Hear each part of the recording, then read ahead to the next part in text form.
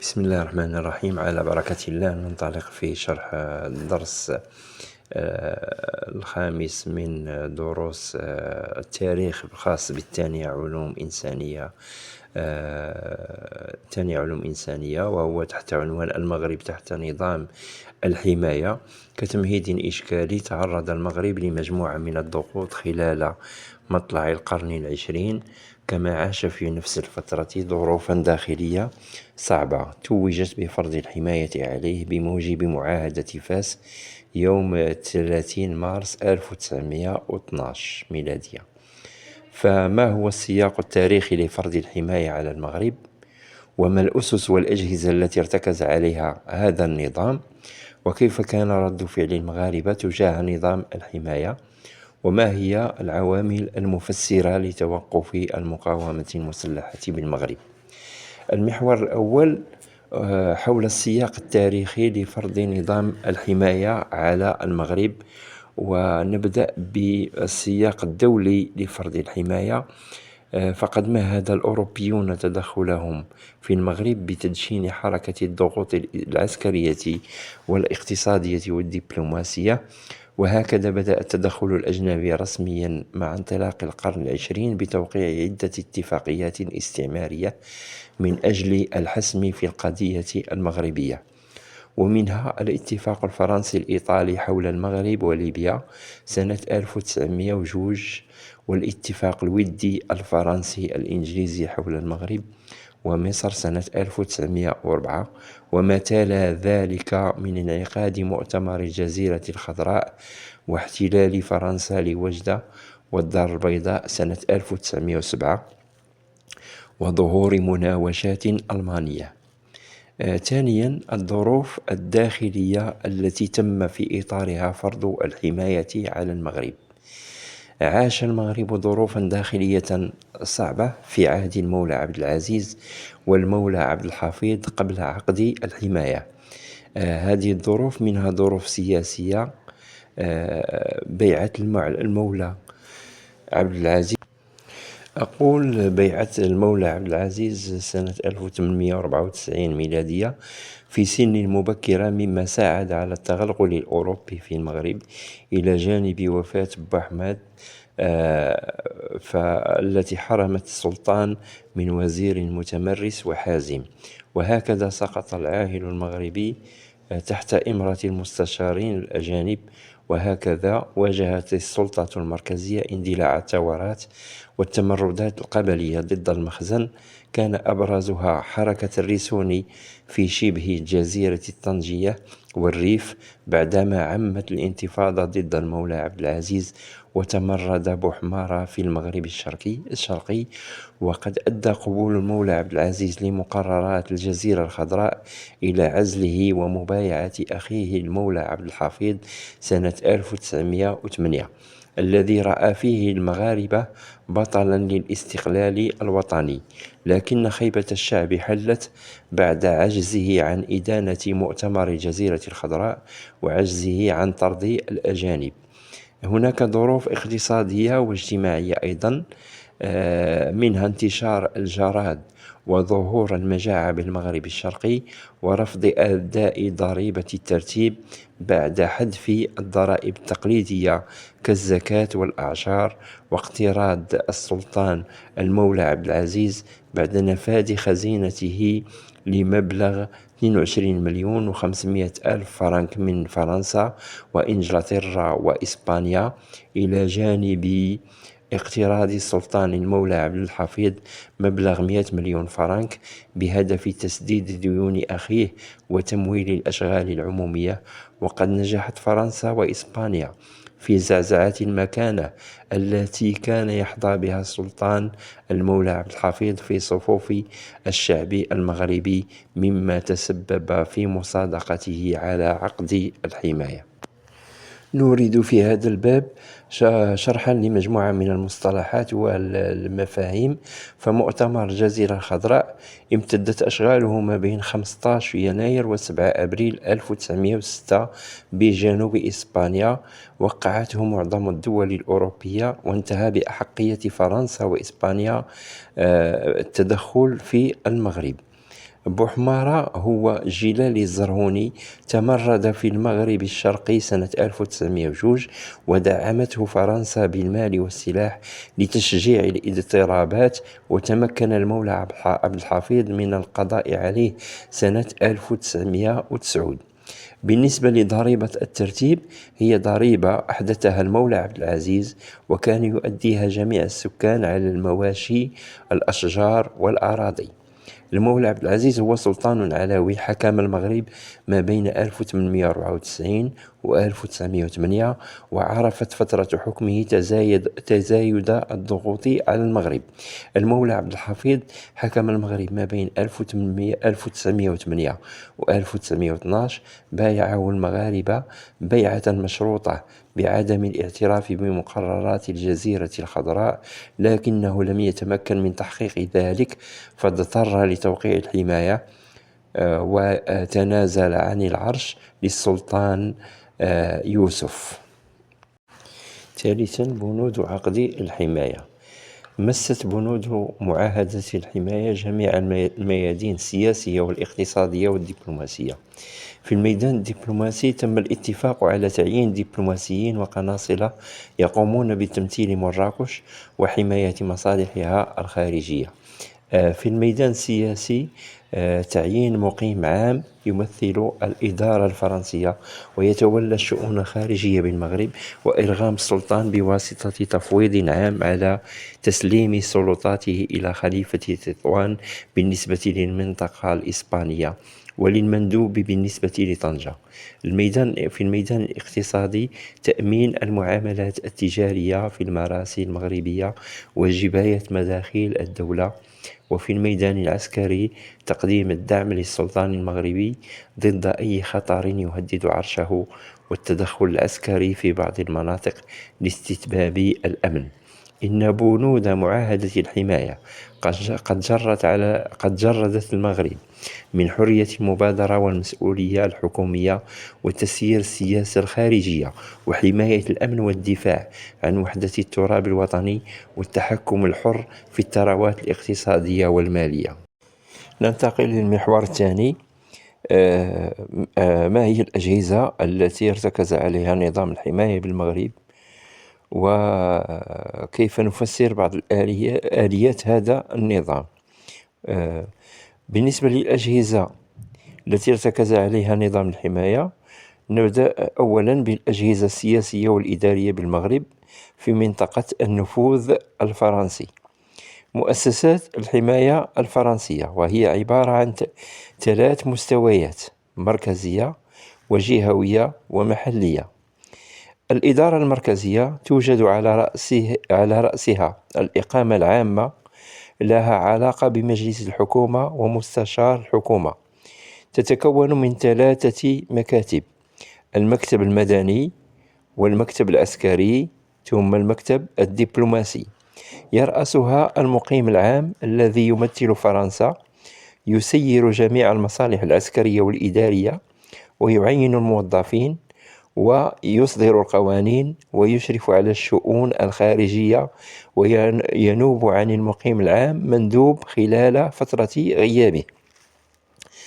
الكتابة العامة يرأسها الكاتب العام، ويهتم بضمان المركزية الإدارية. إدارة الشؤون الشريفية يرأسها مستشار الحكومة الشريفة، ويعتبر صلة وصل بين المقيم العام والسلطان والصدر الأعظم، ويراقب وزارات المخزن. المصالح الشريفية الجديدة تشمل إدارة الأشغال العمومية، وإدارة الفلاحة والتجارة والغابات، وإدارة المالية، وإدارة مصالح الأمن العمومي، وإدارة الداخلية. الإدارة الجهوية تتكون من المجلس الاستشاري الجهوي ورؤساء المناطق العسكرية والمدنية: الدار البيضاء، وجدة، الرباط، مكناس، فاس، أكادير، مراكش.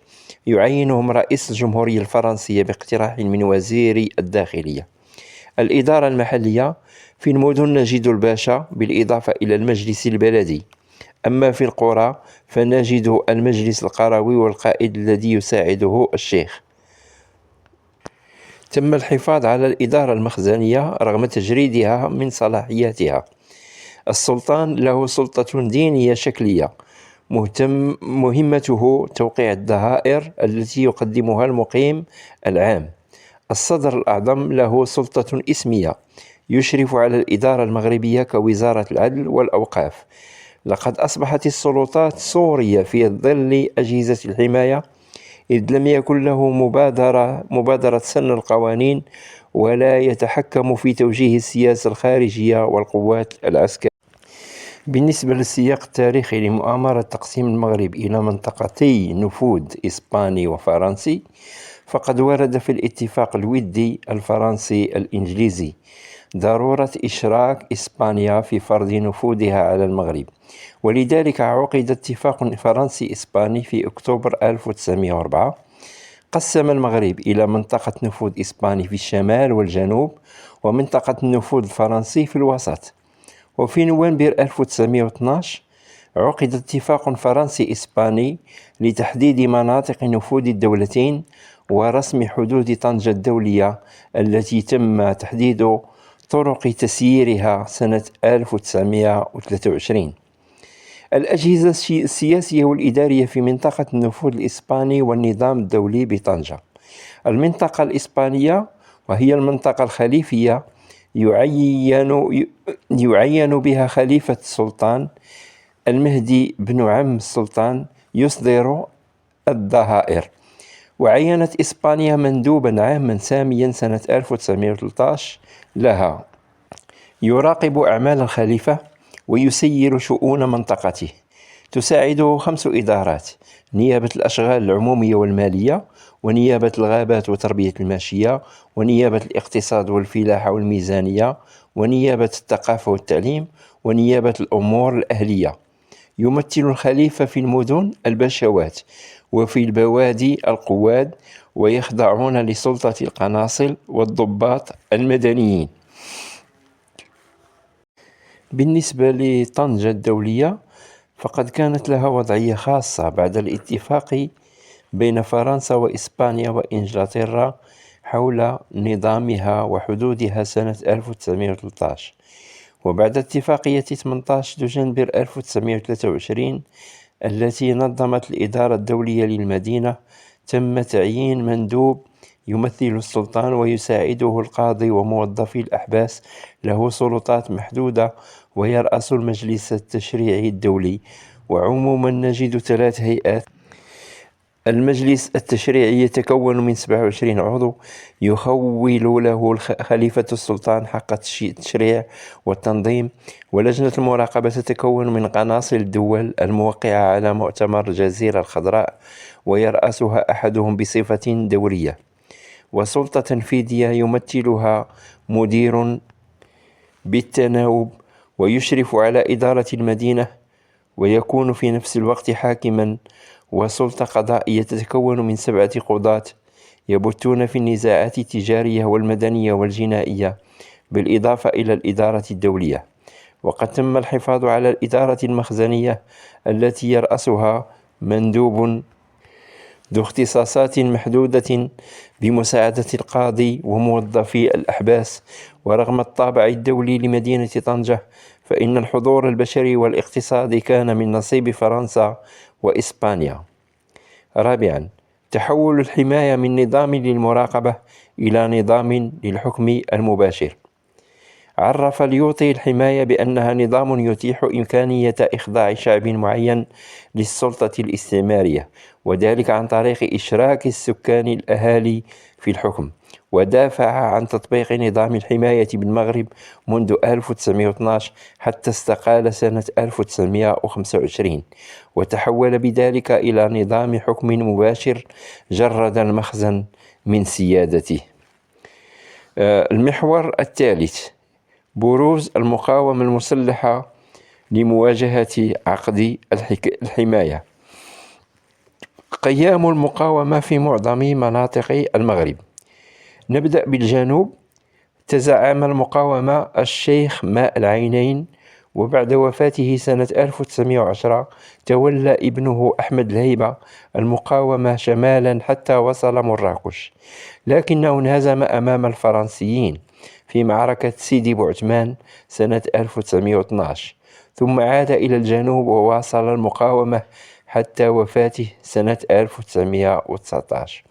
ثم خلفه على رأس الحركة أخوه مربيه ربه الذي استمر في مقاومة الاحتلال إلى غاية 1934. في الأطلس المتوسط انتصرت القبائل الزيانية بزعامة موحى وحمو الزياني في معركة الهري سنة 1914 على الجيش الفرنسي، واستشهد الزعيم في معركة إزلاغن تزمورت سنة 1921. أما في الريف فقد تولى محمد بن عبد الكريم الخطابي مواجهة القوات الإسبانية في الشمال، فألحق الهزيمة بها في معركة أنوال سنة 1921. وفي سنة 1923 قررت فرنسا وإسبانيا وضع حد للمقاومة الريفية، فتحالفتا وشنتا حربا على محمد بن عبد الكريم الخطابي، فاضطر للاستسلام تجنبا لإبادة السكان، وتم نفيه إلى جزيرة ريونيون سنة 1926. المقاومة في تفيلات ودرعا والأطلس الكبير قاومت قبائل أيت عطا بقيادة عسو بسلام الذي انتصر على الجيش الفرنسي في معركة بوغافر سنة 1933. كما قاوم كل من بالي وزيد حماد وعبد الله زكور، وخاضوا عدة معارك: معركة القوس سنة 1919، ومعركة زغندغن أيت عبد الله سنة 1934. وقد اعتمدت قوات الاحتلال في مواجهة المقاومة على بعض كبار قواد القبائل كالريسوني في الشمال، والتهامي القلاوي وأخوه المدني في منطقة مراكش. ورغم توقف المقاومة المسلحة سنة 1934 فإنها كبدت المستعمر خسائر مهمة واستطاعت تأخير عملية الاحتلال. ننتقل إلى العوامل المفسرة لتوقف حركة المقاومة. ساهمت مجموعة من العوامل في توقف المقاومة المسلحة، منها تواطؤ القيد العايدي مع فرنسا الذي دعمها للانتصار على مقاومة أحمد الهيبة في الجنوب. ثانيا تباين القوة بين المقاومة المسلحة وجيش الاحتلال. ثالثا استعمال قوات الاحتلال للقنابل والغازات السامة لردع المقاومة. ثم التحالف الفرنسي الإسباني لوقف المقاومة في الريف. استسلام عناصر المقاومة عسو بسلام ومحمد بن عبد الكريم الخطابي. وكذلك تجنيد الاحتلال سكان المناطق المحتلة وإشراكها في المعارك ضد المقاومة.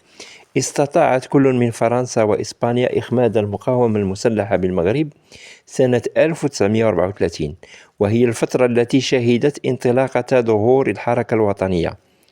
وكخاتمة، لقد كان عقد الحماية عبئا على شخصية السلطان والشعب المغربي، إذ أعطى صلاحيات للتدخل الأجنبي في جميع الميادين رغم الحفاظ على الإدارة المخزنية كهيئة داخل النظام.